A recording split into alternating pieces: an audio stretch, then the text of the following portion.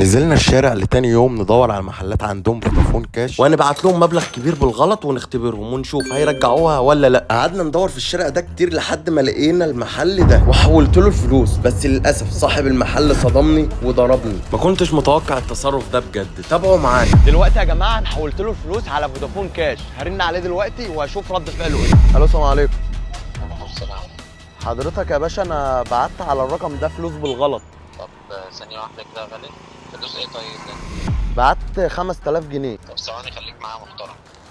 تمام وصل يا مان. معلش يا باشا انا عاوز بس اجيلك لان بجد انا محتاج الفلوس دي، هترجعها لي يعني؟ لو انت محتاج ان انا احولهم لك تاني دلوقتي، انا معايا فودافون كاش برضه. لو معاك فلوس يبقى افضل يعني. طب انت منين؟ انت عدى عليا، او انت مكانك فين؟ هو انا من المنصوره، انت منين انت؟ تمام انا برضه المنصورة، بس انا مكاني في التلاجة محل من كتب. طب حلو قوي، انا هاجي واسال على المحل نص ساعه بالكتير وهكون عند حضرتك.